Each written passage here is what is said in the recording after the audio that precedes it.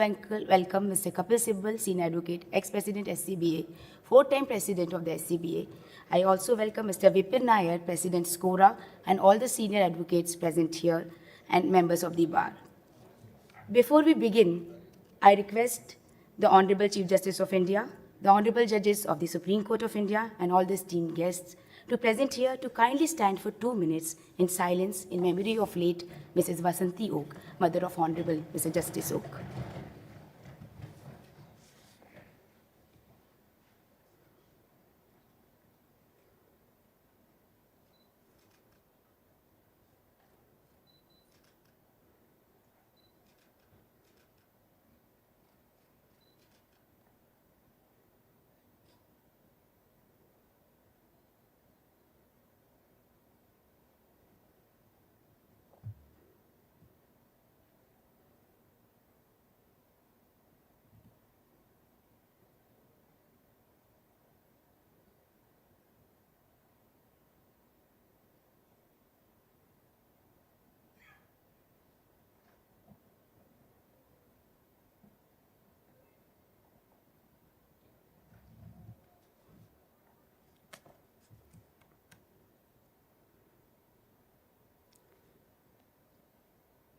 It is with deep sense of admiration and respect that we have gathered here today to bid farewell to a truly exceptional individual and a distinguished judge, Honorable Mr. Justice Abhay S. Oka.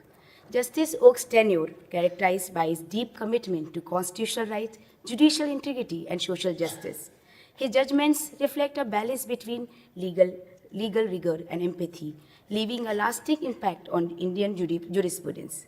As he approaches retirement, his contribution continued to inspire both the judiciary and the broader legal community. Sardar Vallabhbhai Patel was once arguing a case, and in midst of his arguments, his court clerk handed over a slip. He read it and kept the slip in his pocket. He continued and completed his argument, and after the matter was over, he left the court.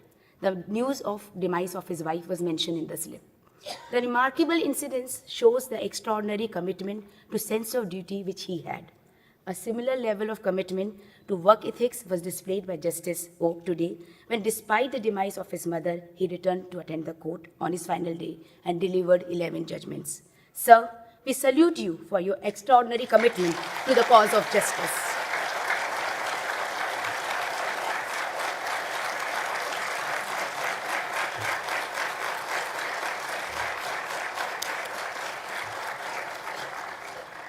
Besides your Lordship's outstanding achievement, both as a lawyer and a judge, the members of the bar will always remember you for making us work a bit more harder on our briefs than usual so that we could keep up with the pace of my lord. We are grateful to my lords for teaching us the virtue of being brief and to the point of argument. Implementing the said virtue of brevity, I conclude, and I now request Mr. Rahul Koshik, Vice President, SCBA, to give his welcome address on this occasion.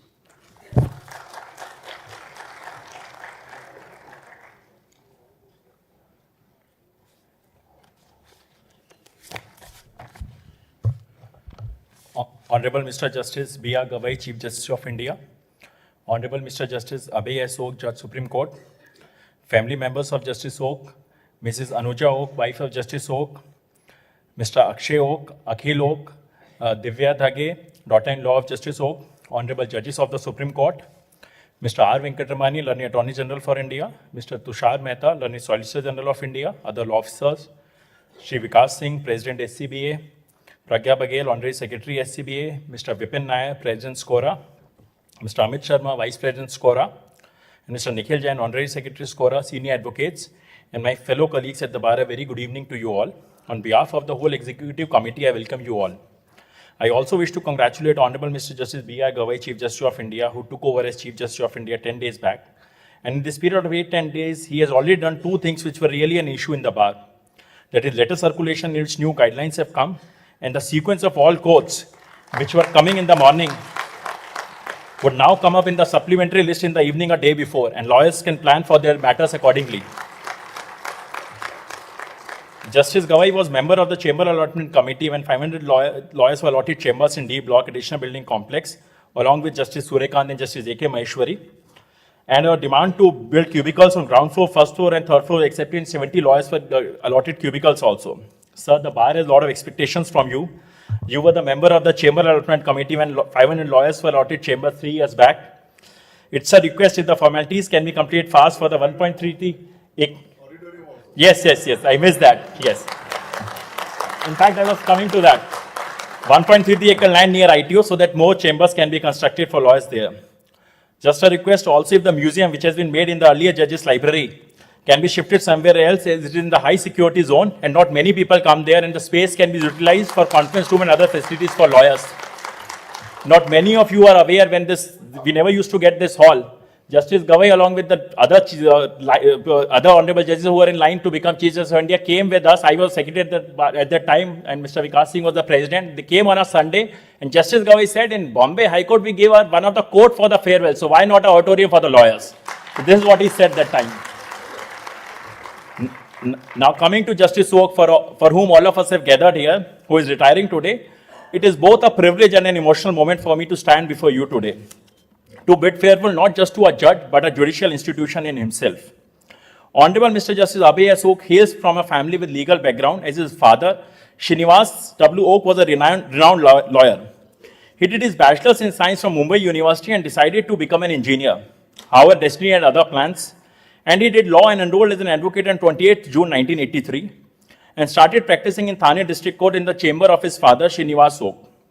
In 1985, he joined the chambers of Sri V.P. Chipnis, a former judge of the Bombay High Court and former Lok Ayukta, and thus practiced for around 20 years in the Bombay High Court and appeared in several important matters in public interest litigations.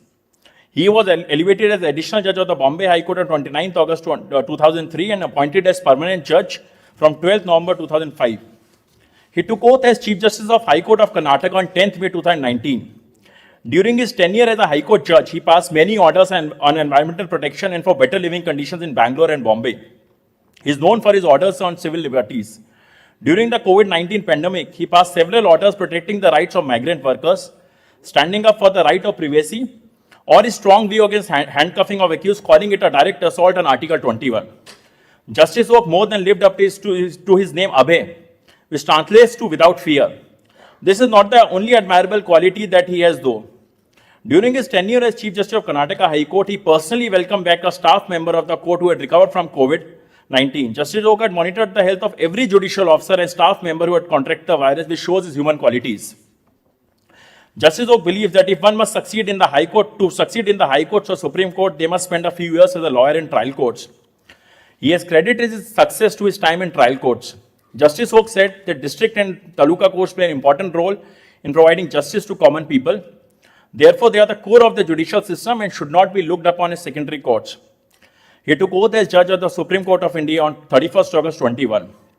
During his tenure of around 4 years, he passed several landmark judgments, be it the guidelines issued recently for the senior designation, Angadwari workers entitled to receive gratuity under the Payment of Gratuity Act, upholding the validity of All India Bar Examination, and other important judgments. He never differentiated between a raw junior with 1 or 2 years experience and the senior most lawyer in this court. The only thing which mattered in his court was you have to be very well prepared. And even if there were 70-80 matters listed in his court, he was more prepared than the lawyers. He always believed that personal liberty of a person is also very important and was very liberal in granting bail in matters where the trial was taking long. Justice Oka is a workaholic, and in the farewell organized by the scorer recently said that he does not agree with the tradition of retiring judges not working on their last day, and said he would be sitting in a regular bench and pronouncing some judgments. And he did so, and around 11 judgments were pronounced today before the ceremonial bench sitting in Court 3. Some of my friends from Bombay told me that even while traveling from Thane to Bombay High Court in the car as a judge, you would always find him reading briefs. And just speaking about the person, he lost his mother and the next day he is in court. In one of the functions organized by Advocate Association of Western India, Justice Oka said, "I don't believe in the philosophy that if you retire, you get freedom. He believes that as a judge, you get greatest freedom to do justice, which you will not get outside the judicial world." He went on to say, "I always believe that when you are a judge, you should not do anything to make your presence felt. Your success will be counted if your absence is felt if you demit office. So your absence will be felt by all of us over here." Justice Oak believes that it is high time that successful members of the bar and senior advocates should come forward and conduct at least 5 legal aid cases every month. Sir, as you take your next step in life, the robe may rest, but your legacy may never retire. It will speak through every judgment, every citizen empowered.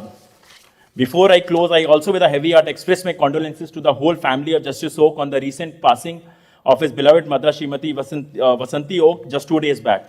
And while she may not be physically with us today, one can only imagine her watching with pride from heaven, knowing that her son served the highest court of this land with nothing but honor. Now, just a few words for Justice Oak. Oak, a name that echoes justice. O for order, he never let it sway.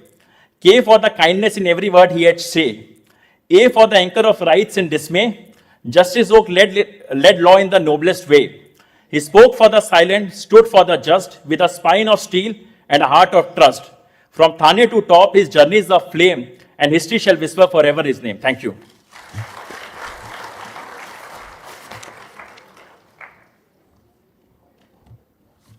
Thank you, Mr. Rahul Koshik. I request Mr. R. Venkatramani, Learned Attorney General for India, to kindly address on this occasion. So you have to do this.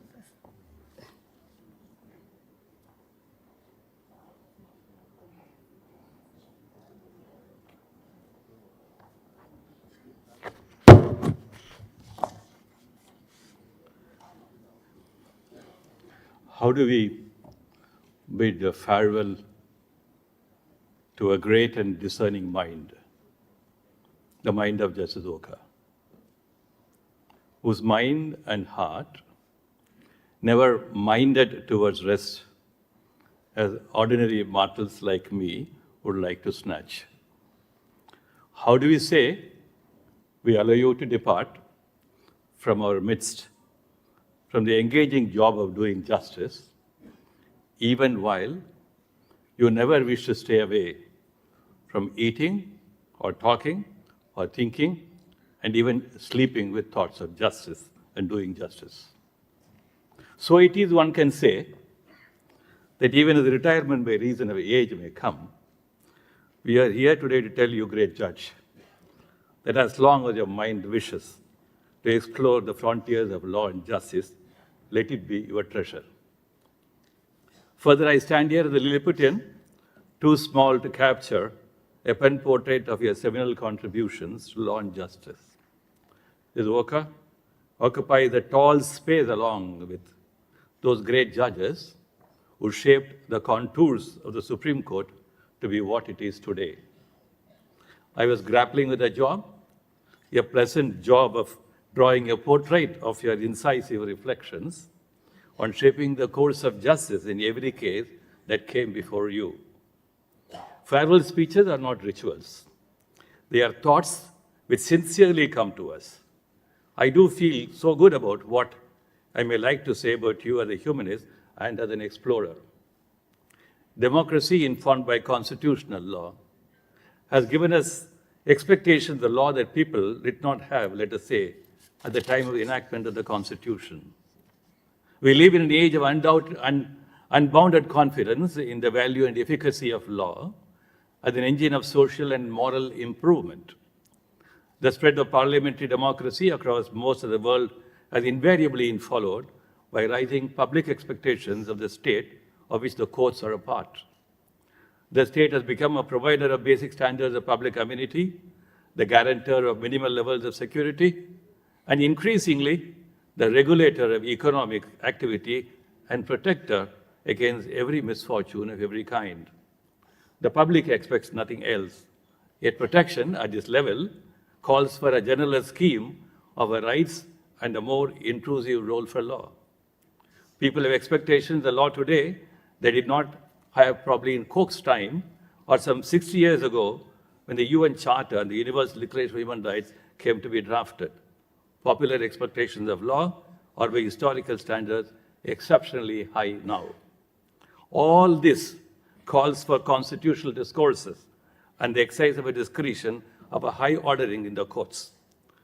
The wide spectrum of subjects and issues that have been scanned by Justice Oka is a window into how he grasped the importance of this high ordering. I think it came to you both naturally and by your earnings to do justice by doing justice. I quote what Sir Edward Coke said about discretion. I quote, "Discretion is a science of understanding, to discern between falsity and truth, between wrong and right, between shadows and substance, between equity and colorable glosses and pretenses, and not to do according to their men's private will and private affections." I quote. I should say that Justice Oka practices this discretion beautifully as your justice learning mind persuaded you. Let me illustrate by a few instances in a remarkable way. In the case of Adivasis for Social Rights Action case, you dealt with the rights of non-tribals residing in scheduled areas, a matter of great sensitivity and balance between sections of the community demanding social and economic fairness. The non-negotiable importance of freedom of thought, expression, and conscience always remained as an animating idea with you. While as the Chief Justice of Karnataka High Court, in the context of the curfew imposed under Section 144 CRPC, you rightly said that peaceful protest is a basic feature of the Constitution. I find that what you said in the case of Sanjay Anand Salve going to the rescue of a school teacher from his suspension who wished not to fold his hands during school prayers because of his belief was no less important and poignant than what Supreme Court said in Vijay Emmanuel case and what US Supreme Court has said in the Yehovah Witnesses cases. Equally clear, you were in Javed Ahmad Hajam case that every criticism or protest of a state action being an integral part of the right to dissent calls for protection under Article 19(1) in the Constitution. You were so wedded to liberty that you were clear in telling a state government that property demolition without due process can be no part of our constitutional fabric. Very often, when I've been in your court, I used to recollect my nascent days in this bar, appearing before Justice Krishnaya or Justice Chinnappa Reddy, and reflect on the importance of the principle that when you are in doubt, lean in favor of liberty. You will be remembered not as a spaghetti spine. You verily believed that cruelty to animals can be no part of human values or behavior. On the same lines of thought, you protected the right to privacy when it came to dealing with the Maharashtra Animal Preservation Act, much ahead the Supreme Court laying its thoughts on privacy. Your deep commitment to ecology and environment took you to holding the judicial whip very firmly, which is reflected in hearings of the MC Mehta series of applications.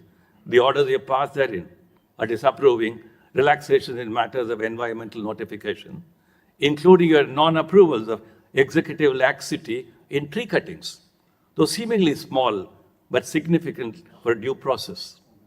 As one scans how you dealt with criminal justice, it seems that by some magic wand in your hands, you came to know the line between needed acquittals and justified convictions. Every criminal case you dealt with bears its mark, and one can cite a larger number of instances to underscore this. Oka was, however, clear on policy domains of government, though the inclination to sit in judgment over policy matters is always attractive.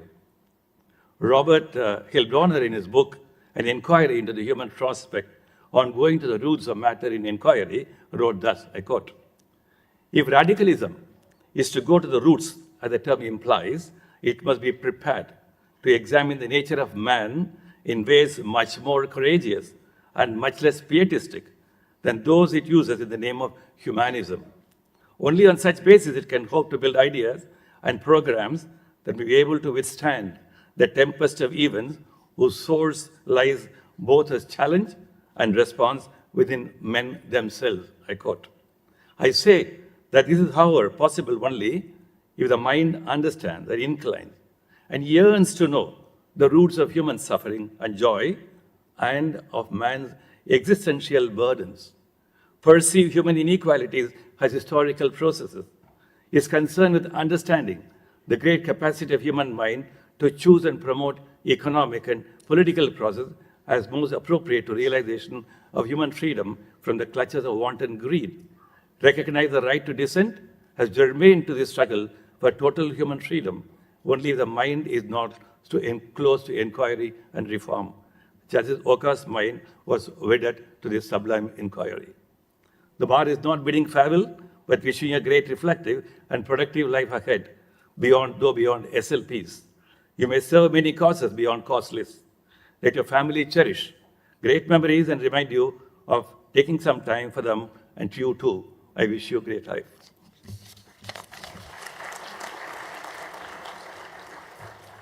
Thank you, sir. We agree with you. The farewell speeches are not just speeches, but our way of showing respect and affection to the judge. Now I request Mr. Vikas Singh, President, to kindly address this August gathering.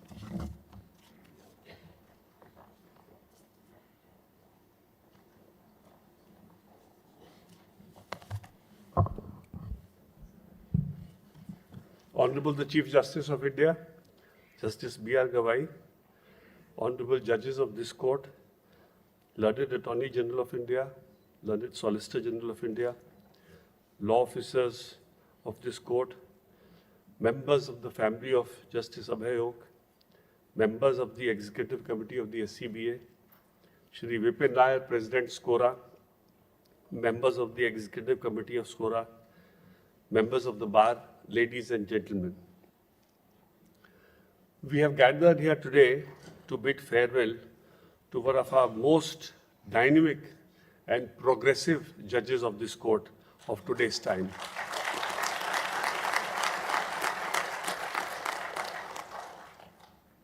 It is indeed an honor for me to do this farewell for Justice Oka, and in my 10 years as a president of the Supreme Court Bar, I've had the privilege of doing this for such fearless judges like Justice Nariman and Justice Oka. That really makes me a very proud president of the Bar. I personally feel that 65 is no age to retire. And the way we see Justice Oka, the way he has worked till now, I think this is definitely a matter which needs to be rethinked. And the government can do well to do this, because not wasting the talent of a judge, wasting the legal acumen of a judge at the age of 65 actually is a waste to the system.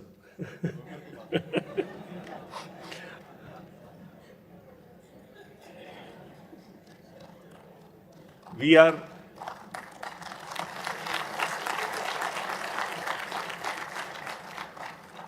are also grieving the death of his mother, Srimati Vasanti Oka, who died yesterday, and the commitment of Justice Oka to the profession and to this institution, and his sense for cause of justice is displayed by the fact that he missed court only for one day, and he is back with us today here, and he proposes to stay on. I was just chatting with Justice Oka about what will be the future of what all is to be done in the family with regard to the bereavement that has happened. He said his father and mother both had written down very clearly that there will be no grieving, there will be no religious ceremony, and life will go on notwithstanding the death of either his father or his mother. And that is why even after the death of his father, he was back in work the very next day. And even after the death of his mother, he is back in Delhi in court the next day. The only solace is that in the case of his mother, although he may be back for one day, but now he will have more time to himself. And really speaking, his work will be much lesser. So his mother, while going away, has given him a gift of at least his time, which he will be able to devote for himself. There are several jurisdictions where Justice Oka has done amazing work, but I would like to mention 2 or 3 of them primarily. One is the PMLA. As a judge sitting in a division bench, he had a 3-judge bench of Vijay Madan Lal Chaudhary, which had laid down that an accused has no right to an ECIR. The statement of the accused is admissible even if made in custody, and he can be charged of an offense notwithstanding whether the date when he committed the offense, it was an offense or not. So really speaking, Article 21, 23 and 21 had been interpreted by the judgment in favor of the government, or rather against the persons accused. Now, grappled with this kind of a judgment to deal with, and still try to give relief to people to at least save them from the draconian provisions, Justice Oka has done human service to the cause of justice.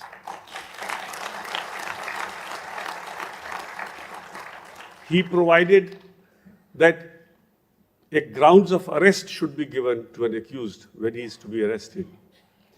He ruled that even if you are having some not relied upon document, which normal in criminal law is not to be supplied to the accused, but he said even that needs to be supplied to the accused, because there could be something favorable in that which could be used by the accused during trial. Now these provisions are, these kind of authorities are so salutary, because in some way at least there is solace for the accused if they are being subjected to a draconian provision of law. The other jurisdiction which I would like to mention is the jurisdiction in the matter of environment. Justice Oka has taken the cause of environment as if there is some personal, commitment to the cause. The way he handled the environmental bench, the way he was so strict.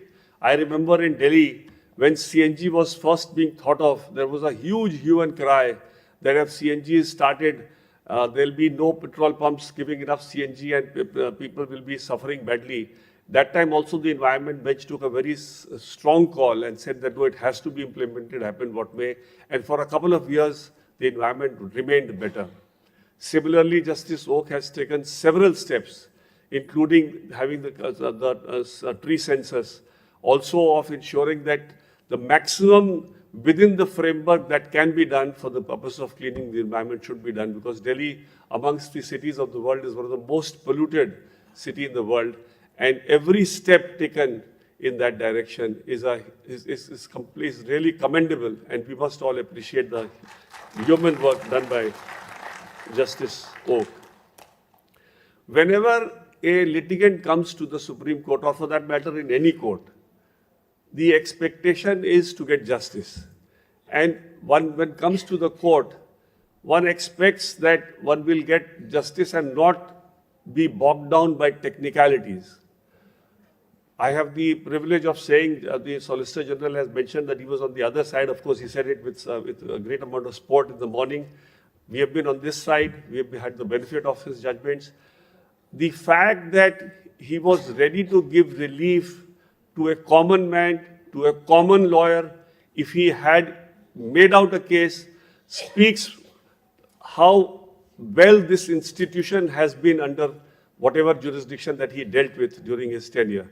Everybody, regardless of whether he was rich or poor, whether he was well represented or not represented, whether it was a senior lawyer or a junior lawyer, everybody got relief in his court, and that really speaks volumes of what we expect from the judiciary. Even for the lady lawyers, I was informed today that he used to encourage lady lawyers, and a large number of lady lawyers were appointed as amicus. And that also is a huge help, because we have seen so far this profession is quite skewed, and there is not much of representation, especially amongst the ladies at least in the senior positions in the profession, including in the judges ratio. But he was always encouraging to the lady lawyers. He was always encouraging the young lawyers. No young lawyer ever felt intimidated in his court, even if he was not having a bad case. I have seen instances where a lawyer may not be knowing his best case, and Justice Oka provided him with the relief because he had read the brief and he was aware what could be done for that particular junior lawyer, and the junior lawyer was given relief. In the Bombay High Court, Justice Oka took a view that in domestic violence, a 482 cannot be used for the purpose of quashing a criminal case. Recently, he has delivered a judgment here where he acknowledged that his view in the Bombay High Court was wrong. He has upturned his own view, unlike many others who have actually taken a recourse to supporting the view that they have taken, and has said that I was wrong and I need to rethink on that view, and he's accordingly changed that version. This is my tenure is starting today, so really speaking, I would like to use this opportunity to also make a couple of demands, which is of course not anything doing with Justice Oak, but I'm sure while going, Justice Oak will also make some recommendation to the Honorable CJI for the members of the bar. The demands are that the chamber construction, sir, has been hanging for a long period of time. There easily about 1,000 chambers can be constructed. We have a large piece of land, and enough space is there with the Supreme Court to house whatever they want to do in that building, rather than doing it here in this additional block, and provide at least 1,000 chambers. And that construction, sir, can start. We can use this for the holidays for starting that. Mr. Rahul Koshik has already mentioned the museum is wrongly located. It is in a high security area. Hardly anybody visits there. It can be easily used for the bar. That can be used for providing cubicles, air-conditioned cubicles, where members of the bar can do online work outside or also meet clients. And the height of that room is so much that easily there could be 2 or 3 layers of cubicles in that area which can be constructed, and that construction, sir, also can start now. The canteen, which is presently there, is very, very small on the first floor. That can be enlarged by taking a part of the library 1 and providing us a library on the 1B side where a lot of place has been vacated by the registry. And sir, lastly, why I'm mentioning these things today is because we are going in recess, and if these things are accepted, probably some work can happen during vacation. The corridors are not air conditioned, except the front portion of the Supreme Court. The entire corridor should be air-conditioned, sir. That will relieve the courtroom of a lot of people who get accumulated there, and it becomes very difficult to enter courtrooms. So these are some of my demands which I would like to make, and I request Justice Oak to also put in a good word on our behalf for what we demand. Justice Oak has been a workaholic. I just now was told by somebody that he used to ask the Chief Justice that you can give me more than 60, you can give me 70 also, you can give me 80 matters. Normally judges say don't give me more than 70, but he's the one who used to say give me as many number of matters. He would read at night, he would read in the morning, be prepared in all of them, and has done huge service to this institution. Justice Oak is fond of his morning walk. He's also fond of photography, of reading, of watching cricket. I wish him all the very best. I feel that now he will be, because I just talked to him, he said he's not intending to do any arbitration, he'll just be doing opinions, etc. So basically I feel that he'll have more time to himself, and he will be able to pursue his passions, which is of photography, reading and watching, and also spending more time with his family. Today his sons Akshay and Akhil are also here. Both of them are not lawyers. But his daughter-in-law, I just realized, I was told that is a lawyer. So probably at least there is somebody in the family who is pursuing the profession of law. And I wish Justice Oak and the entire family a very good third innings, so to say, and also a very happy, healthy future life. Thank you.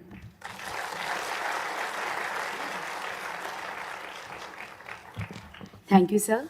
I just got to know that Justice Oak, in his first 12 years of judgeship, did not take a single holiday, and very few thereafter. With this, I request Honorable Chief Justice of India to kindly give his address on this occasion.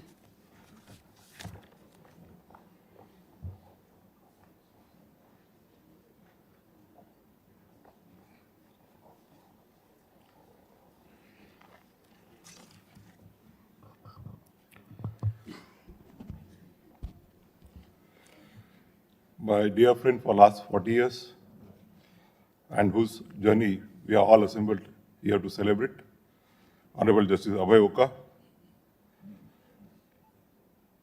Srimati Anuja Oka, and family members of Justice Oka, my esteemed sister and brothers from the Supreme Court, Shri R. Venkatramani, the learned Attorney General for India, Shri Tushar Mehta, the learned Solicitor General, and all other law officers of the Government of India, my esteemed colleagues from Bombay High Court, past and present, my colleagues from Karnataka High Court, Shri Vikas Singh, the President, Supreme Court Bar Association, Shri Rahul Koshik, Vice President, Pragna Baghel, the Secretary, and all other newly elected members of the SCBA, Shri Kapil Sibal, the immediate past President of the SCBA, Shri Vipin Nair, the President of SCORA, and all other office bearers of SCORA, the Secretary General of the Supreme Court, the registrars, and the staff members of the Supreme Court Registry, and the members of the Supreme Court Bar Association. Good evening to one and all. Before I begin with my speech, I think this is my second farewell speech. The first one started when I was here to bid farewell to the Honorable Chief Justice, Justice Sanjeev Khanna. And I think Rachna ji is here. So she started making demands even before I had taken the oath.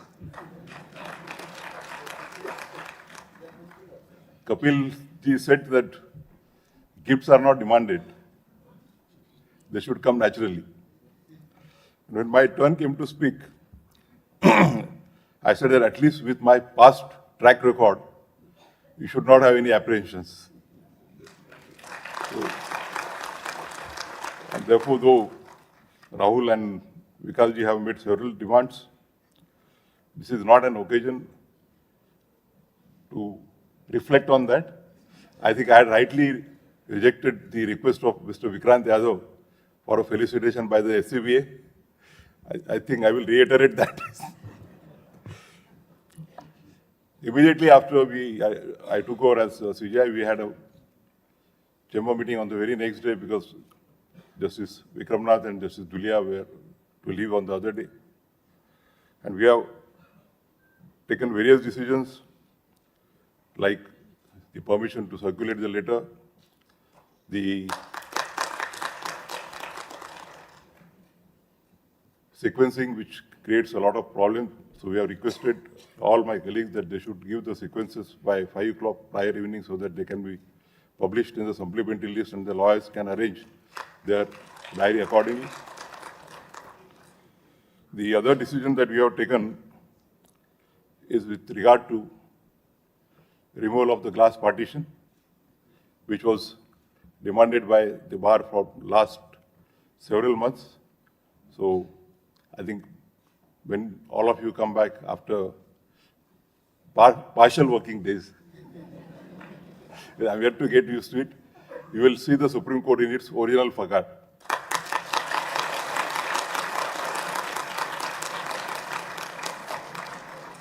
Now, let me come to my speech. I'll begin my address by asking a simple question. How many of you know about Anganwadi workers? Except my colleagues from the Bombay High Court and, of course, Justice Orade, very few must be knowing about it. The Anganwadi workers are crucial frontline workers in India's public health care and education system, focusing mainly on children of 0 to 6 years. These workers serve as vital agents for early childhood education, healthcare services, and holistic child development, and assistance to women during maternity. These workers are instrumental in combating issues like malnutrition, infant mortality, and preventable diseases. There are many such unsung heroes in the country, and particularly in the remote tribal areas. These Anganwadi Sevikas, Anganwadi workers, do a wonderful work. Despite their crucial role, Anganwadi workers face numerous challenges. One such issue faced by them was non-payment of gratuity under the Payment of Gratuities Act 1972, which mandates employers to pay gratuity to their employees as a form of compensation for their long-term service. When the Anganwadi workers approached the Supreme Court, it was held that the Anganwadi workers are entitled to gratuity under the 1972 Act. You may ask why speak of Anganwadi workers at a farewell function of Justice Oka. It is because the judgment of the Supreme Court was authored by none other than Justice Abhay Oka. For in the silence of neglected lives, he heard the quiet call of justice. With the stroke of his pen, he wrote not just a verdict, but restored the faith of thousands. And so today, as he steps into a new chapter, let us not only celebrate a career of wisdom, but a legacy where the smallest voices were not only heard, but honored. This is Oka's distinguished career, spanning over 4 decades, including more than 2 decades of exceptional service on the bench, reflects his commitment to justice, both as an advocate and as a judge. I recall that even in those early years of practice, Justice Oka had earned a reputation as a lawyer who combined intellect with meticulous preparation. He complemented his brilliance with tireless hard work. Whenever he stood in court, he was exceptionally prepared, a practice that he still maintains as a judge of the Supreme Court. Over his distinguished 16-year tenure at the Bombay High Court, Justice Oka earned a recognition for his commitment to principles of fairness, accountability, and safeguarding rights. Justice Oka's name became synonymous with upholding rule of law, ensuring transparency in legal proceedings, and championing the protection of individual liberties.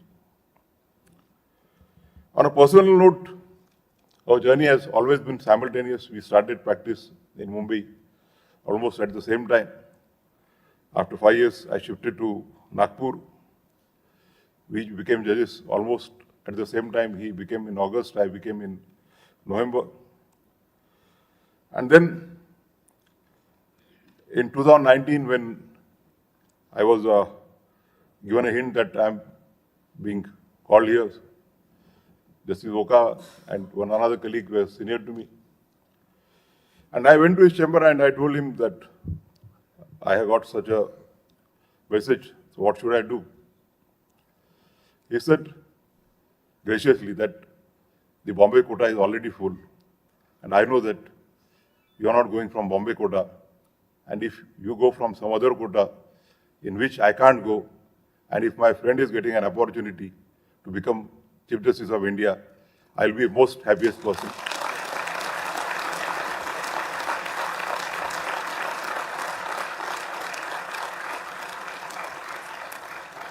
As I said in his felicitation at Mumbai in 2021, organized by the Bar Council of Maharashtra and Goa, that there has always been a healthy competition between us. A competition but a healthy one, not a unhealthy one. As to how to do our best to impart justice to the last man, to the common citizens, we have strived our best in that manner. A couple of months ago, I received a message from him on my mobile. Here, after every retirement, I think Supreme Court Observer publishes the numbers of judgments of all the judges, how many judgments they have delivered. And so he said, you are number 1. And I replied to him that I may be number 1 in total, but on annual average, you are the number 1. And I'm sure that you will be surpassing my number in no time. And I'm sure that by now, because I don't keep track record, but my highest number must already been crossed by him. After being appointed as the Chief Justice of Karnataka High Court in 2019, Justice Oka initiated a series of impactful administrative reforms. A defining feature of his tenure was his proactive leadership during the COVID-19 pandemic. The Karnataka High Court emerged as one of the first in the country to implement virtual hearings, thereby ensuring uninterrupted access to justice. In addition, he prioritized strengthening judicial infrastructure at the grassroots level. Several district court complexes constructed during his tenure came to be regarded as model court buildings, reflecting his commitment to institutional improvement and accessibility.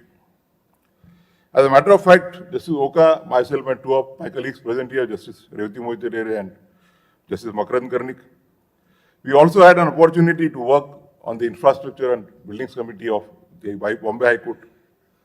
And I must say with pride that in our tenure as a member or chairman of that committee, we could do a lot for providing good infrastructure for judiciary in Maharashtra. As a matter of fact, the land on which the new High Court building is to be constructed in Bandra, the groundbreaking ceremony of which was done by the then Chief Justice a couple of months back, is only because of the judicial order passed by Justice Oka in Bombay on the judicial side that we got such a big piece of land. On the judicial side, Justice Oka displayed a keen sensitivity to the rights of persons with disabilities, directing the state governments to prioritize their vaccination during the pandemic. Such orders have underscored his human approach to adjudication and also reinforced the judiciary's role as the protector of marginalized communities. Justice Oka's elevation to the Supreme Court in August 2021 was not just a new chapter in his remarkable judicial journey. It was for me personally a moment of reunion and joy. Our paths have intersected closely over the years, first as lawyers in the Bombay High Court, then as colleagues on the bench, to find ourselves once again together in the Supreme Court felt like coming a full circle. I feel privileged that I get an opportunity to have this function when I am here as the head of the Indian judiciary. I must say that we not only talk about diversity and inclusiveness, but also practice it. The first collegium after I took over as CJI, consisting of my brother Justice Surekant and Justice Oka, we recommended a name of a scheduled caste judge from the most backward areas of Karnataka to be a Chief Justice of Manipur High Court, who has taken over as the Chief Justice yesterday morning. Justice Oka brought to his courtroom something truly exceptional, that is a rare combination of sharp legal acumen and deep human empathy. His judgments were never just about interpreting the law, they were about understanding lives, resolving real problems, and making justice feel accessible to everyone. An environmentalist at heart, Justice Oka's commitment to ecological preservation has been powerfully reflected in his judicial work. During his time at the Supreme Court, Justice Oka has also consistently reinforced the importance of judicial accountability and efficiency, often speaking about the need for reducing judicial delays and ensuring that justice is neither delayed nor denied. His views on judicial reforms, particularly in relation to trial courts, have initiated an important discourse on how to bridge the justice gap in our legal system. Justice Oka also made a significant contribution on the administrative front of the Supreme Court. He served on several key committees, including those on case flow management, finance, promotions, security, and editorial. His leadership was instrumental in drafting model rules for case flow management across all court levels and in shaping plans to reduce errors in courts nationwide. On a personal note, Justice Oka's demeanor, both on and off the bench, has been an exemplar of humility, grace, and scholarly engagement. Many of us have witnessed his meticulous attention to detail and his unfaltering patience in hearing each side before delivering his considered opinion. Justice Oka's retirement today does not mark the end of a significant era, but beginning of new innings in pursuit of service to the society and the nation. Justice Oka's judgments will be studied for their intellectual rigor, fairness, and commitment to justice. His contribution to environmental jurisprudence and constitutional values of liberty, justice, equality would leave his inedible imprint. His leadership during challenging times, especially during the pandemic, will stand as an evidence of his vision of a responsive and resilient judiciary. The last 2 days' event are a testament to his unwavering commitment to judiciary. Day before yesterday, the lawyers from Maharashtra had organized a function to celebrate my elevation as a CJI and also to bid farewell to Justice Oka. So after the function was over, we stayed over for dinner along with our other colleagues from Bombay or associated with Bombay. And since he had to deliver his judgments, he excused us and went for writing the judgments. When I went home at around 12:30, I received a call from him that such an unfortunate thing had happened, and he said that he is leaving tonight itself. This function was scheduled to be held yesterday. Therefore, I called an emergency meeting of all the colleagues in the morning. There were quite a few views whether he will come back or whether the function will be held or not. But I was sure that after attending the funeral, he'll be back by the evening to attend the court the next morning. Even after his father's death, he had taken leave only for a day and returned to his work. As all of us have already paid homage to his departed mother, I read it, one of the Marathi newspapers today, that the strong will, the determination, the courage are some of the qualities he has inherited from his departed mother, Vasanti ji. I'll be failing in my duty if I do not mention the contribution of Anuja Vaini, the better half of Justice Oka. As all of us know that the lives of judges as well as the lawyers are demanding, and therefore the home front is entirely on the better halves. She had not only nurtured the children, but made them reach a position where they are highly successful in their careers. Without her support, I do not think that Justice Oka could have been what he is today. His elder son Akshay is a postgraduate from the USA in industrial engineering. He is working in booking and .com in Amsterdam. His daughter-in-law Divya, the only connection with law in the family, is LLM from Leiden University and is working as a law officer in a bank in Amsterdam. His younger son Akhil is a postgraduate, has a postgraduate degree from London School of Economics and works as a political analyst in political consultancy services. As everybody expressed in the morning, Justice Oka will have a longer time for his family. I have my own doubts, knowing him for past 40 years, but I, behalf of on all of us, urge him that at least increase the share of time for the family.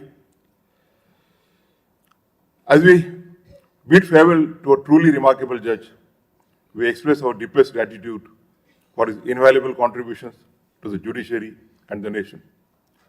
Justice Oka will continue to inspire future generations of lawyers and judges to uphold the Constitution and serve society with integrity. Justice Oka, as you move on from your judicial duties, we wish you, the members of your family, all the happiness, good health, and fulfillment in your future endeavors. Thank you very much.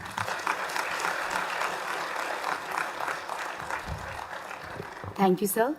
Now I request a truly exceptional individual, a distinguished judge, Honorable Mr. Justice Abhay Oka, Judge Supreme Court of India, to kindly address this gathering.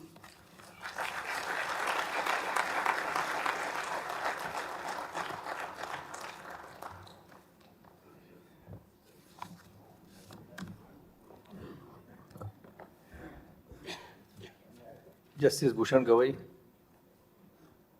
Honorable Chief Justice of India, my sister and brother judges, in Supreme Court, my sister and brother judges from Bombay High Court, my brother judges from Karnataka High Court, retired judges from Bombay High Court, Mr. Vikas Singh, newly elected President of Supreme Court Bar Association, Mr. Rahul Koshik, Vice President, Pragya Baghel, Secretary, senior members of the Attorney General, the Solicitor General, senior members of the Bar, former President Mr. Kapil Sibal, and members of the Bar who are present in such large numbers on the last working day before summer vacation. Last few weeks were a difficult time for me. The reason was I had too many judgments to write. And therefore, my entire team and myself, we are working around the clock. I thought that I'll complete my judgments by Wednesday, and Thursday I can pen down my speech today. But that was not to happen. Therefore, today, in the afternoon, after I went back from ceremonial hearing, just sitting here, I jotted down few points. Last 2 days, everybody has been asking me, how do you feel when you are going to demit the office?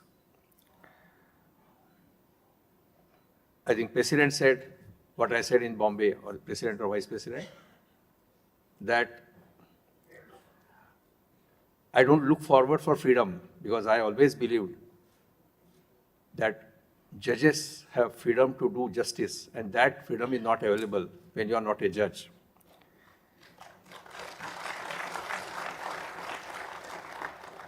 Therefore, there is of course a tinge of sadness in my mind that I will be demitting office of Judge of the Supreme Court of India.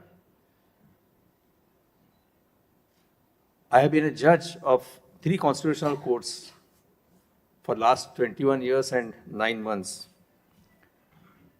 And when you are a judge of a constitutional court, you get so much involved with your work that judgeship becomes life, and life is judgeship.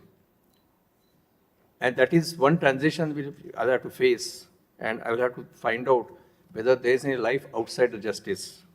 And I'm sure that I'll be able to do that and lead a constructive life ahead. Maybe after a few days, after my retirement, I'll be able to think rationally about my future course of action, or how I'm going to lead the future life. It is often said that when a successful lawyer becomes a judge of High Court, he makes sacrifice. I don't agree with this concept at all. Maybe sacrifice may be in material terms, in the sense that whatever good income you have as a lawyer, that income gets reduced. But I always say so in all judicial academies. I've been teaching in judicial academies for the last 15 years. That when you join judiciary, you may not get that kind of income which you get as a lawyer. But the work satisfaction you get, that can't be compared with your career as a lawyer.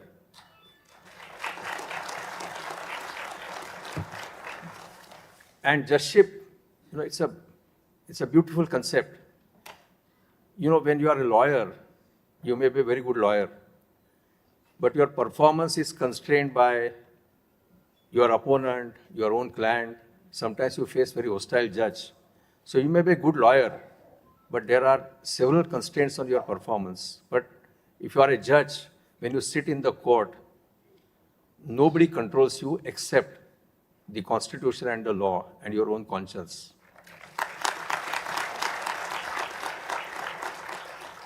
And therefore, I always say so in judicial academies that accepting office of a judge is not at all a sacrifice. But there is a sacrifice involved, not on the part of person who assumes the great offer which comes from the Chief Justice. The sacrifice is involved on the part of family of the judge.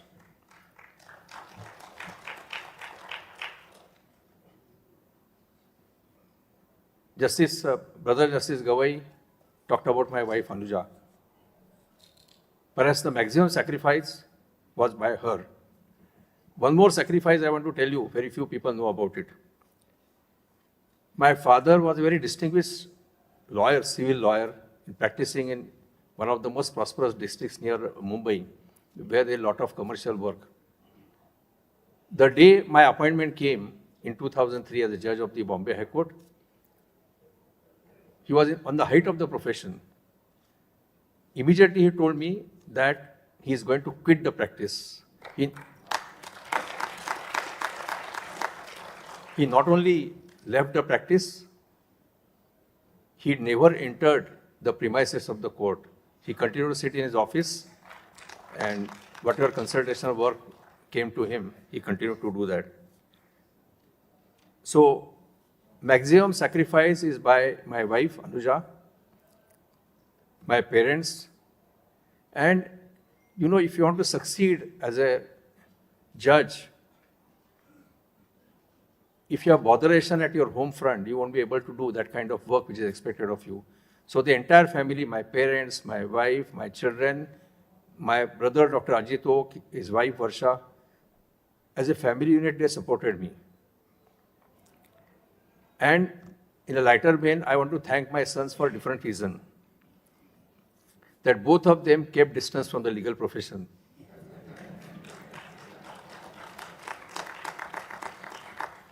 That can be a great relief for a judge. Therefore, when we talk about the work done by the judges, we must also give credit to their families, because their sacrifice is the real sacrifice. A person who occupies the office doesn't sacrifice anything. On 28th of June 1983, I started practicing in district court at Thane. Frankly speaking, I never thought at that time that I'll be able to practice in High Court, because my father was so successful on the civil side. He was a very leading lawyer. But somehow I could get an opportunity to start practice in High Court in 1984-85. My father's dear friend and former judge of the Bombay High Court, Justice Tipnis, he happily accommodated me in his chamber, but I could work with him for only 1 year because he was elevated. And then started my long journey in Bombay High Court. I'll come to that little later. And as a judge, funny things happen to you. I remember from the beginning of 2019, maybe senior lawyers, maybe senior judges used to talk to me and tell me, very likely you are going to become a Chief Justice.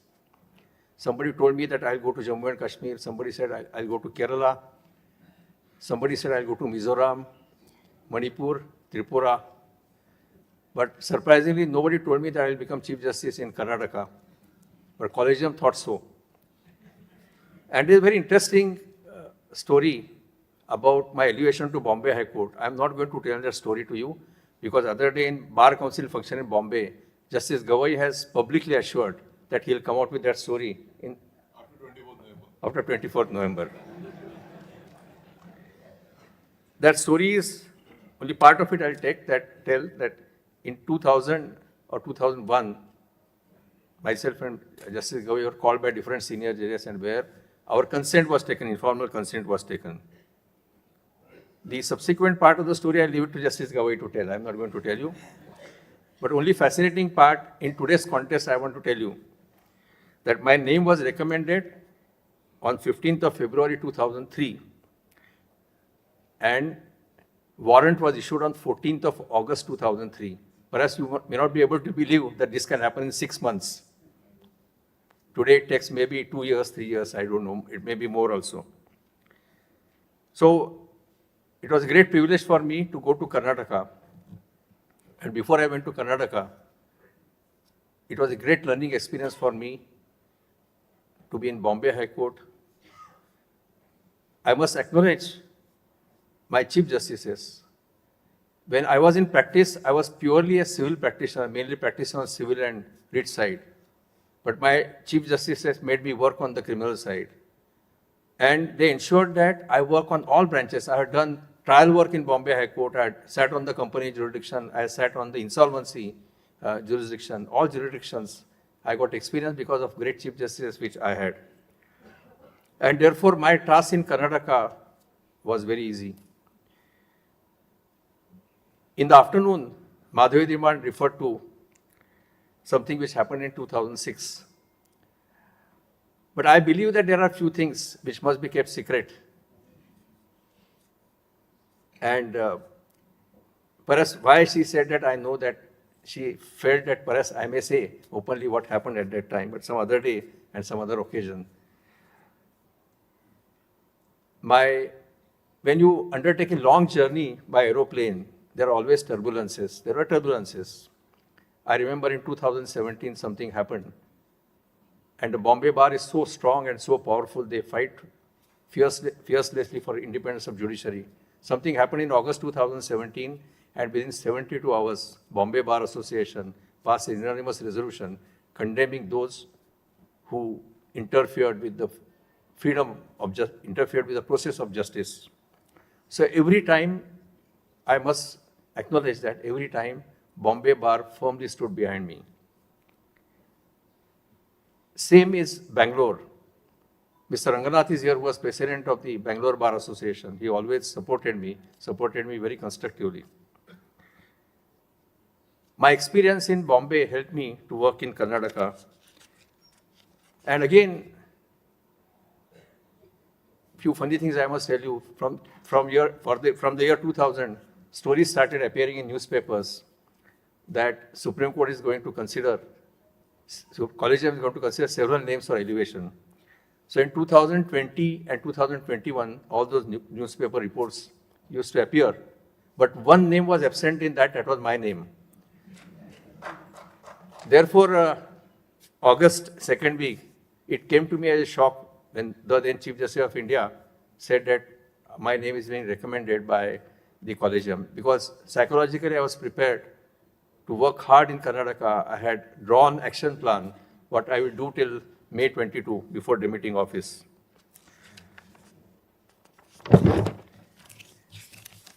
As I said, it was a great journey in Bombay High Court. I got a chance to work with great senior judges. My career began with Chief Justice C.K. Thakkar, one of the greatest judges I ever seen. He taught me everything starting from how to take notes, how to prepare notes when you read a file at home. Then I had a great honor to sit with Justice Ajit Shah, from whom I learned nuances of the writ jurisdiction. And after I started presiding over bench, I had fantastic colleagues in Bombay High Court. Some of them are here. Justice Sadhana Jadhav is here. Justice Revati is there. My good friend Gautam Patel is here. All of them shared bench with me. And I learned so many things from them. And they contributed very actively to whatever I did as a judge. Justice Gautam Patel showed me, or rather, tried to bring about improvement in me and making me laugh while sitting on the bench. Today is not a very serious day. Therefore, only one thing which Justice Gautam Patel said on his farewell I want to share. He was a typical original side lawyer. And we were on one page always, but we differed only on costs. Because he had those concepts of original side about the amount of cost. Some of you must be remembering it. I used to say in open court, if you don't withdraw, I'll follow standard of Bombay High Court original side to impose costs. Some of you must be remembering it. I said so in open court. So we used to always differ on cost. He thought that I am fixing very lower amount. So there was one frivolous petition. I tried and convinced the lawyer to withdraw it. He would not withdraw. So therefore, I dictated the whole judgment. I looked at Justice Patel. I said, how much? He gave me signal like this. So I dictated 5 lakhs. He was taken aback. He said, I said 50,000.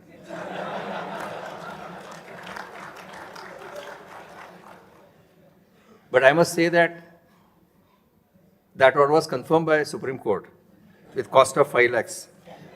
So it was a fabulous journey in Bombay High Court. every judge, I won't call them as junior judges, I learned something from every judge. And then my journey started in Karnataka. My colleagues are here, some of them sat with me.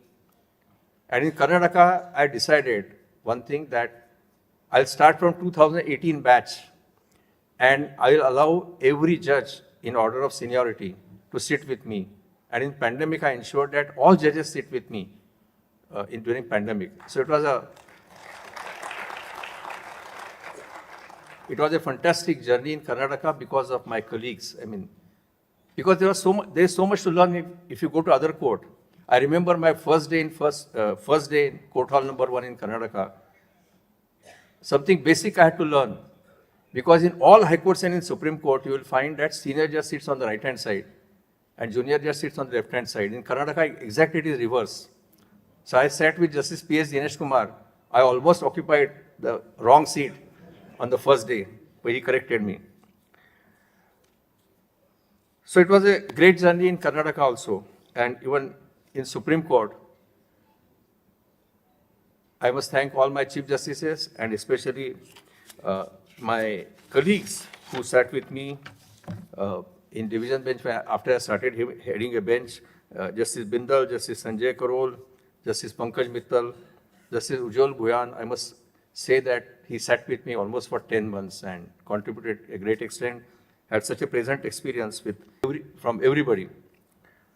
There's one remarkable thing about my long journey, which many of you may not believe, that during this long journey, I never delivered a single dissenting judgment. And even my colleagues never delivered dissenting judgment. One exception is, one of my brothers did it 2 days back. But I say exception proves the rule. So the rule is that I never delivered dissenting judgment, my colleagues never delivered dissenting judgment.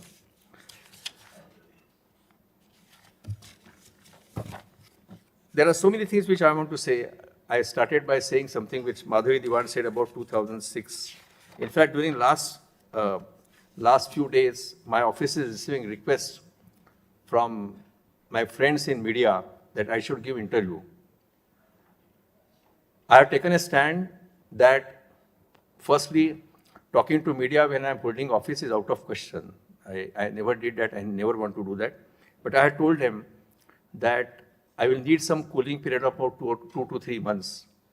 The reason is, today I speak to media, my mind is full of emotions because I'm demitting office after working for about 22 years. So I may say something, end up in saying something which I should not be saying. So I told all of them that please give me 3 months' time. I'll reflect upon my career and I'll be in better frame of mind to speak to media. The reason is, I firmly believe that when you are in office, you are bound by constraints. But even if you demit office, after you demit office, you have to show some constraints. You don't have that kind of freedom which any other person has. And therefore, persons in media, today also I met few media persons, with folded hand I told them that I won't speak to them. And this was the reason that cooling period is required. Now coming to judiciary in general, I don't want here to only express my emotions or I tell you how was my journey, but I had to carry something further. During last 21 years or 22 years, what I felt was, I genuinely felt that the Supreme Court and High Court, we had neglected our trial and district judiciary. In fact, that is the backbone of the judiciary. Those are the courts of common man. And therefore, I am very glad that the then Chief Justice appointed a committee to prepare action plan for disposal of cases in our trial and district courts. We have huge pendency in trial and district courts. 30 years cases are pending, 35 years cases are pending, 40 years old cases are pending. So we devised an action plan. Brother Sri Vikramnath and Brother Dipankar Datta, they are part of that committee. And we have been monitoring implementation of that action plan, because time has come when we should concentrate on our trial and district courts, because that is where common man gets justice. And therefore, we need to change our approach. I must have attended several workshops, several seminars which discuss the judicial system. And when we discuss judicial system, sadly we discuss only High Court and Supreme Court, but we completely ignore our trial courts and district courts. Therefore, I have always said on public platforms, please don't describe any trial court or a court of civil judge as a subordinate court. No court can be subordinate. That is against our constitutional ethos. So that is one area where we'll have to really work hard. The second area where we'll have to work hard, which I said in one of my judicial orders regarding policy on bail.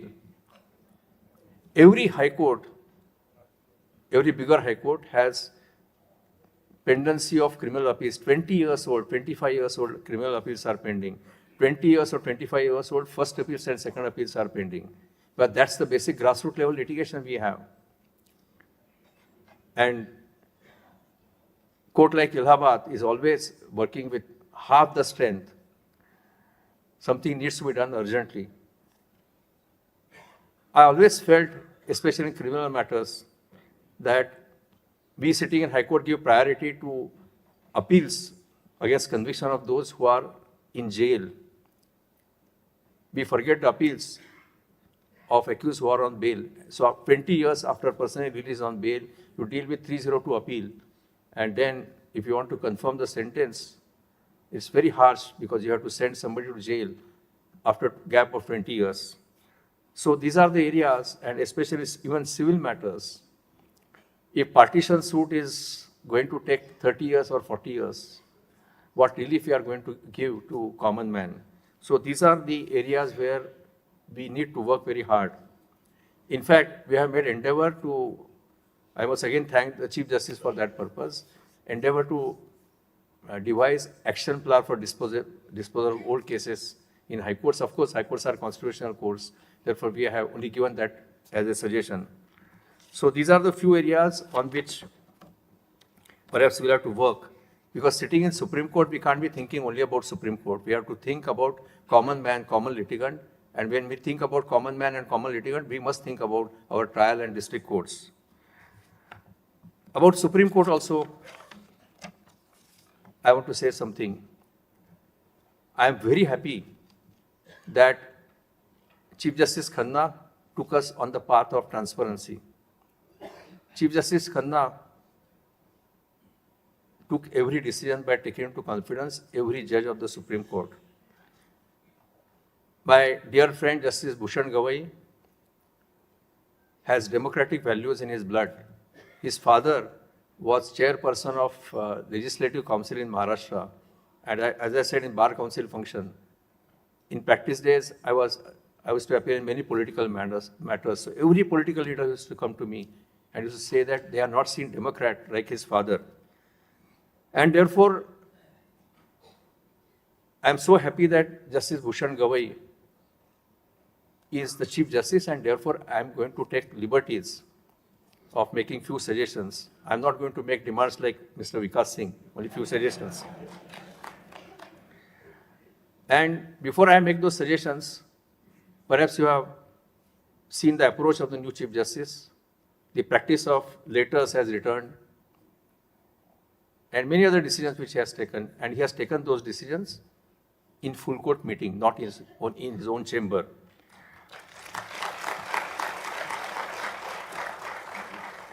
One difference which I felt between the High Courts and Supreme Court is, High Courts, of course, Chief Justice is the master of roster.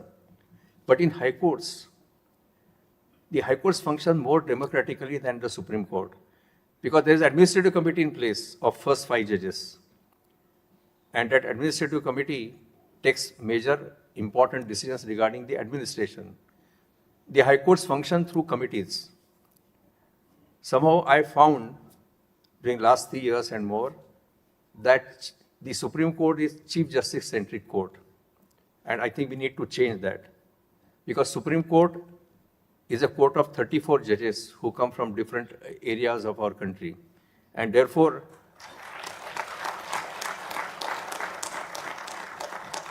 the image of Supreme Court as a Chief Justice centric court needs a change. And I'm not giving you a promise, but I'm sure that you will see that change from the new Chief Justice.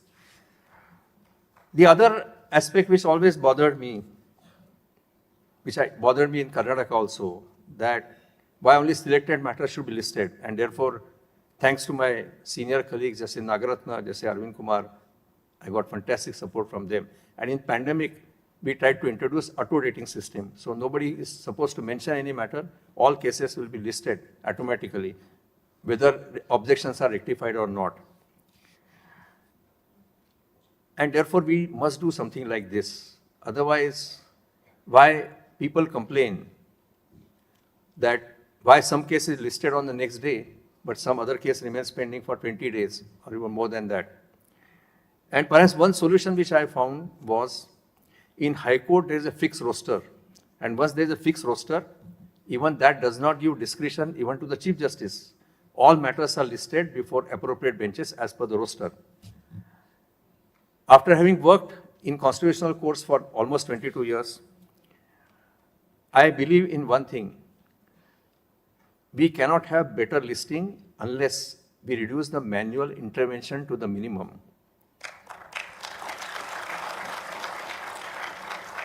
And we have AI technology, we have other technology, we have softwares, that can really help, so that the listing must become rational. And nobody should have any grievance that why case A is being listed early and why case B is not being listed early. These are few areas where we need to work on.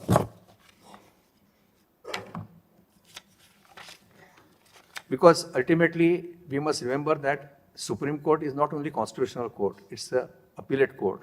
And therefore, appeals of common man come to this court. And therefore, to give relief to the common man, we should have a system of listing which will rule out manual intervention. Before I close, I am indebted to so many people who have worked around me.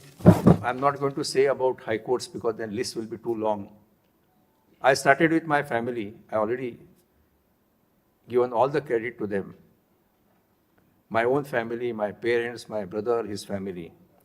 But the secretaries, my secretaries at home, they are willing to work from 8:30 in the morning to 11:30 in the night, and they are willing to work smilingly.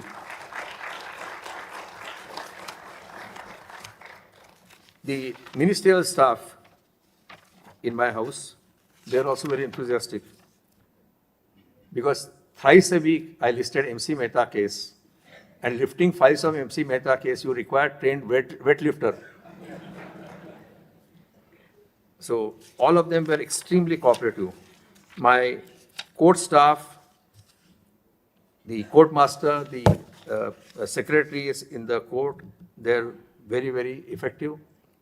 I used to list so many matters and they worked absolutely efficiently. The staff working in the house, they loved me, they respected me, they looked after me and my family. So the entire staff which is assigned to me, I can't forget my PSOs also.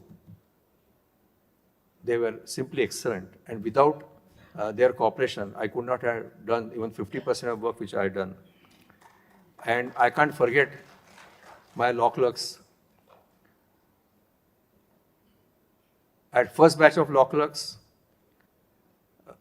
now some of them are back with me. They simply come and sit in my office where they want to give company to me. But my law clerks were simply fabulous. My interns were fabulous. In fact, I want to share this publicly. There are occasions where my law clerk worked in my office till 4 o'clock, 4:30, 5 a.m. Where they knew that I start working early in the morning. So I used to get early morning knock on my door. I used to find law clerks standing outside with some notes or something. So I must give credit to all of them.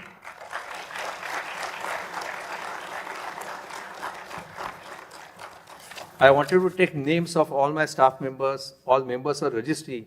They're also extremely helpful. But then my speech will be endless, and somewhere I have to end. By bona fide mistake, I may have omitted somebody, and I hope that whosoever is omitted, they will pardon me. Before I close, I must thank the members of the bar, I never expected this last working day, when the hall is full, people are standing, when the first balcony is full, I never expected it on last working day.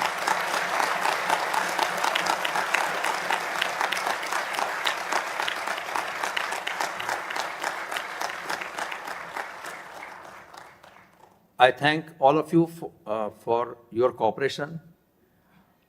I know that sometimes it was difficult to appear before me. In the ceremonial sitting, it was said, but it was said very sweetly. But all of you went out of the way to cooperate. I must also thank all the members of the bar who work as amicus, because I handle a large number of PILs. I must thank all of them. So I thank all of you from my bottom of heart, and I will say that even if I am demitting the office, my commitment to the cause will continue in some other capacity.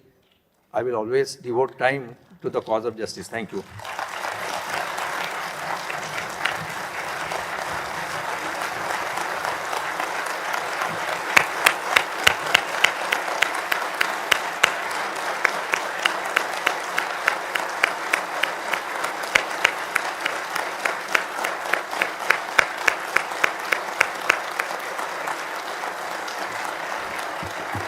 Thank you, sir. Thank you, sir, for sharing experience with us and guiding us. Now I request Mr. Kapil Sibal, Senior Advocate, to say a few words and also recite a poem written by him for Honorable Mr. Justice Abhay Oka.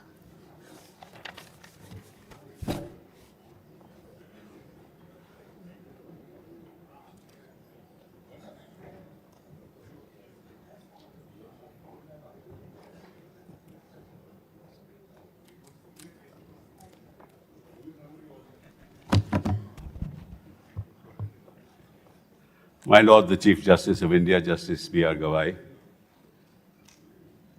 my Lord Justice Abhay Oka, the learned Attorney General for India, Vikas Singh, President of the Supreme Court Bar Association, Rahul, Koshik, Vice President, Pragya Baghel, Secretary of the Bar Association, Bipin Nair, President of the SCORA, distinguished judges of the Karnataka High Court, distinguished judges of the Bombay High Court who are present here, retired judges present here, senior members of the bar, advocates on record. This is a very tough moment because we are bidding farewell to a judge who has won our hearts while he was here.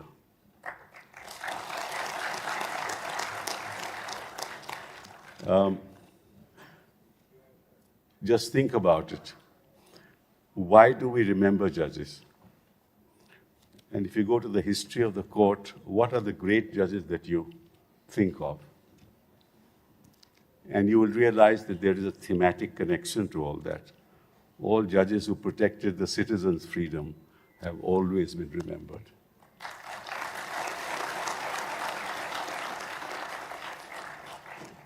Think of Patanjali Shastri.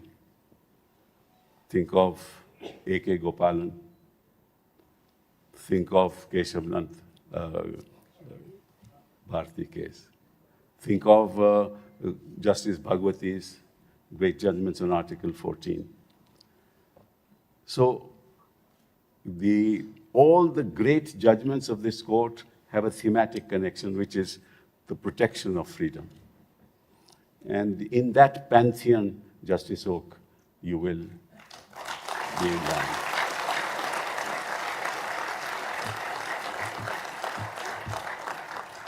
You mentioned that you never gave a dissent while you were a judge. You actually rank along with Justice Krishna Iyer of the Supreme Court, who also never gave a dissent. And about your not being in the media, I can assure you that even if you say nothing, the media will say something about you. That is the character of the media in this country. I don't want to take very long. I don't want to take very long because, as it is, some wonderful speeches have been made about you. But I will certainly say a few things. And I will start with saying that our constitution makers realized that the conflict between power and protecting citizens is part of judicial decision-making. That conflict will be there before every judge. In a sense, the history of civilization is a conflict between the desire to dominate and the desire for emancipation.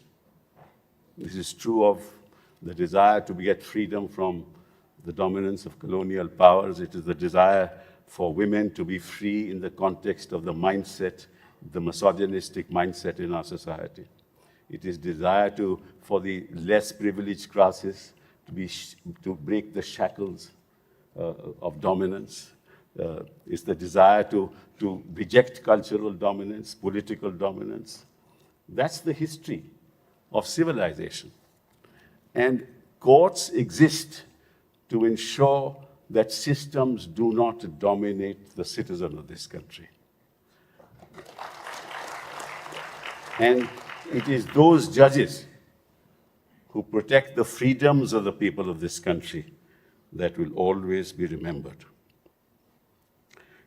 The journey of any judge in this court is tested on the anvil of his or her ability to strike a balance between the necessity of curbing an individual's freedom and zealously protecting it from arbitrary state action. The run-of-the-mill matters that come to court relating to civil disputes, corporate legal wars, are not central to the life of the individual. Every human being cherishes freedom in all its multifarious forms. The court is the gendarme, ensuring that the dignity of the individual in all its manifestations is safe even from non-state actors. We cherish the journey of judges who do this.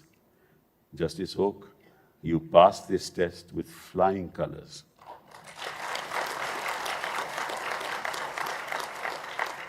Seldom have we seen a judge seeking accountability of every state action which is found to be suspect. Seldom have we seen a judge in court who has expanded the concept of liberty in the face of laws designed to emasculate our freedoms. Your journey as a judge and your passion for liberty in the context of our constitutional values is a benchmark which will be remembered when the history of this court is written. For the heart and soul of this court, its greatest moments and the greatest judges are remembered for their actions in defending liberty and personal freedoms of the people of this country. The judgments that are remembered are the ones in which judges defended fundamental rights against incursions, from Fazal Ali's dissent in Gopalan to Vivian Bose's principle that Article 14 militates against arbitrariness. In state of West Bengal versus Anwar Ali Sarkar, to the inviolability of Part 3 in Golaknath, to the basic features doctrine in Keshav Nand, to H.R. Khanna's fearless dissent, ADM Jabalpur, to Maneka Gandhi, to Jeevan Reddy's majority in Indira Sani, and to Sabarwal's formulation of the Golden Triangle in Coelho. You, Justice Oka, have earned for yourself a place in this pantheon of great judges.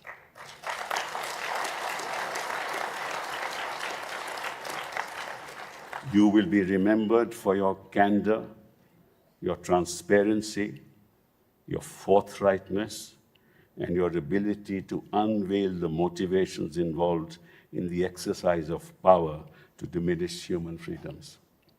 The battle between the state and the citizen is per se unequal. The state has all the power and machinery to ensure that its will becomes a command. And the only institution that can deal with this command is a judge who tests it on the anvil of our constitutional freedoms. When the history of this court is written, there will be a brand oak. A brand oak chapter which will inspire future generations. I wish you all the best for the next chapter in your professional and personal life. And you're right to thank your family, your wife, Anuja Oak, the members of your family who have sacrificed, your father who has sacrificed. That's the part of your DNA. And you have done us all proud. There are very few judges who depart with the kind of affection that you've seen today, this evening. But let me end, this is the ritual that I perform, with a little poem for you. Just a few of you who came our way make us feel secure.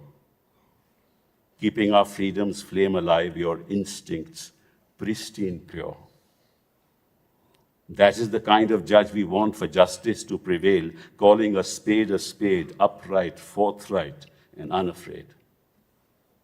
Those meandering confronted with, please answer yes or no.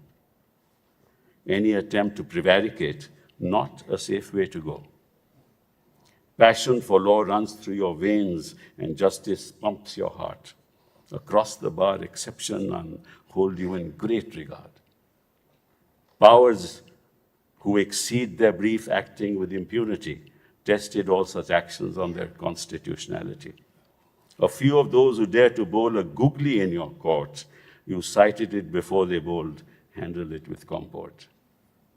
An unsteady judicial ship needs judges who give us hope. You've set the tone by judgments referred to as brand oak.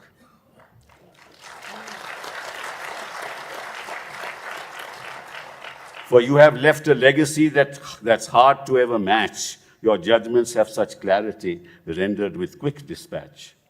The candor of your judgments will reverberate for years, for in our hearts their melody will constantly endure. It was evident that you believed that rights have primacy. We're always in the forefront in our tryst with destiny. Thank you very much. I just want to hand over, if you don't mind. So if I may just.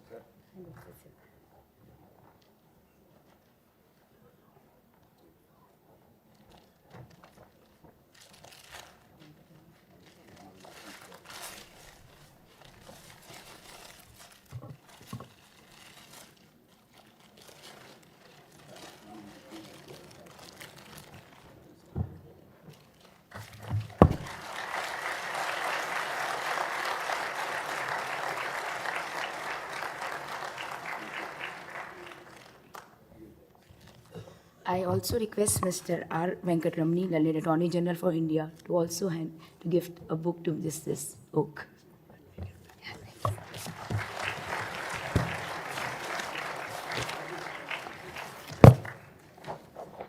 Now I request Ms. Aparna Bhatt, Senior Advocate, to read the message given by Honorable Justice Abhay S. Oak, Judge Supreme Court of India, for the members of the bar.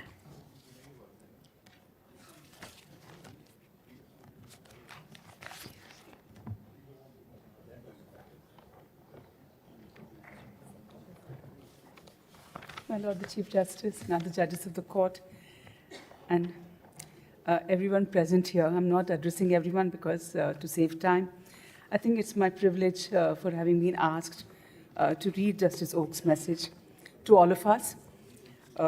Sir, I must also say that there's not a single lawyer in this court or in Karnataka High Court and Bombay High Court who has one complaint against you. And I think that's a very rare feat for us. We are so grateful, sir. And I thought it's my privilege to have appear before you. Let me read the message now. I personally feel that a message to the bar can be given by only great jurists. Therefore, I do not think I'm worthy of giving any such message. Without giving any message, I take this opportunity to express my views. This year, on 28 January, the Supreme Court of India completed 75 years of its existence. Instead of celebrating the occasion, we must introspect. The citizens of India had very high expectations from this court. Though no one can deny the contribution of this court, my personal view is that the Supreme Court has not fulfilled the expectations of the citizens of India. Today, our court has a pendency of more than 80,000 cases.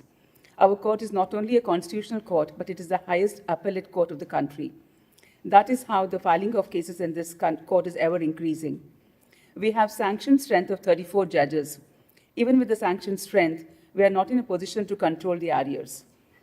Joint efforts of the bar and the bench are required for reducing the arrears. In my humble view, members of the bar must realize the importance of brevity in pleadings and submission before the court. Brevity is always a hallmark of great advocacy. We must have a time limit on oral submissions. The verbose and lengthy submissions result in long judgments. Our judgments must be brief and precise and easy to understand. Unless we adopt this practice of limiting submissions, we'll not be able to meet the challenges before us. It is high time all of us realize that the time of the court is very precious, and therefore, our effort should be to save the time of the court. All the stakeholders of the legal system will have to make efforts to bring down the cost of litigation. The standard of fees of advocates has considerably gone up over the last few years.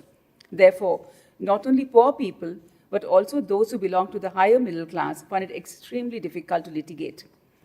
The quality of legal aid leaves much to be desired. Therefore, it is high time successful members of the bar and senior advocates come forward and conduct at least 5 legal aid cases every month. The judiciary is passing through a very difficult phase. The credibility of the judicial system is being questioned from many quarters. There is no point in trying to give a reply to such criticism. The only fitting answer to the criticism can be given by the collective efforts of the bar and bench to ensure that quality justice is rendered expeditiously. The criticism of the system can be answered only by better performance. Therefore, it is my appeal to the bar to rise to the occasion and to support the cause of justice. Justice Oka. Thank you. Thank you, Panna ma'am. To present a memento on behalf of SCBA to Honorable Mr. Justice Abhay S. Oka, Judge Supreme Court of India, I request Mr. Vikas Singh, President, Mr. Rahul Koshik, Vice President, and all office bearers of the SCBA to join us on the dais.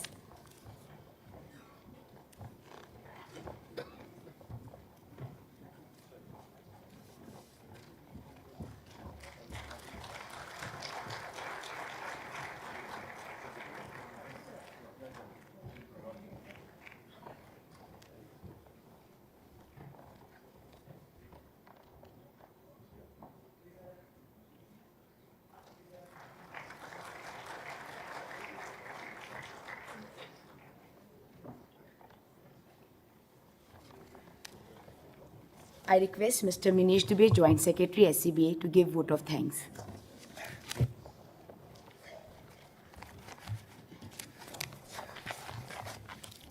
We are grateful to Honorable Chief Justice of India, Justice B.R. Gavai, Honorable Justice Abhay Oka, Judge Supreme Court of India, Honorable Judges of the Supreme Court, Honorable Judges of the High Court, Sri R. Venkat Ramani, Attorney General for India, and Honorable Retired Judges of Bombay and Karnataka High Court.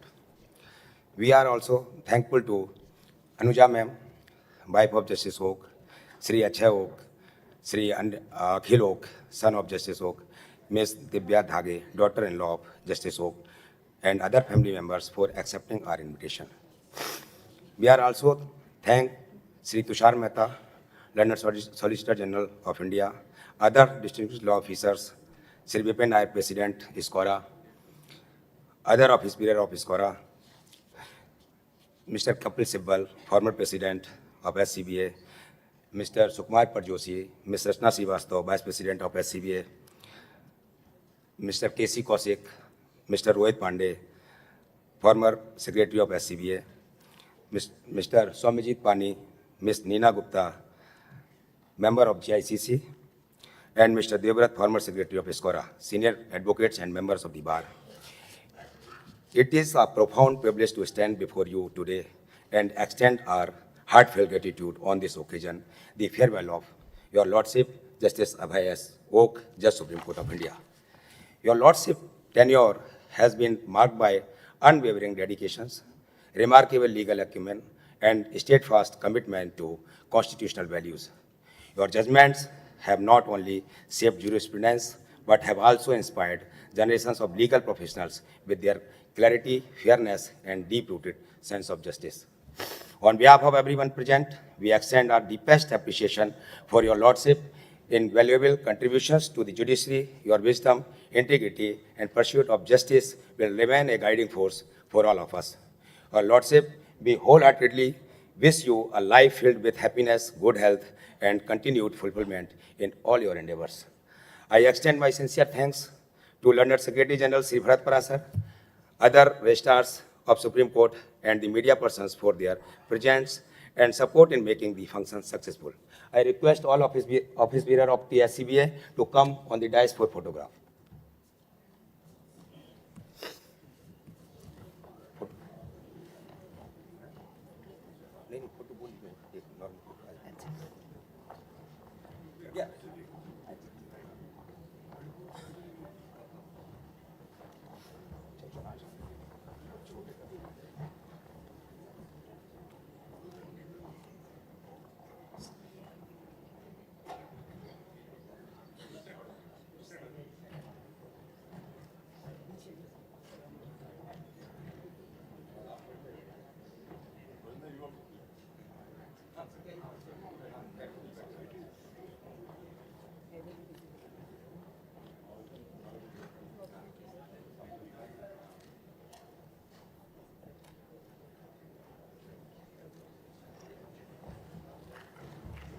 Please join us for high tea on the ground floor.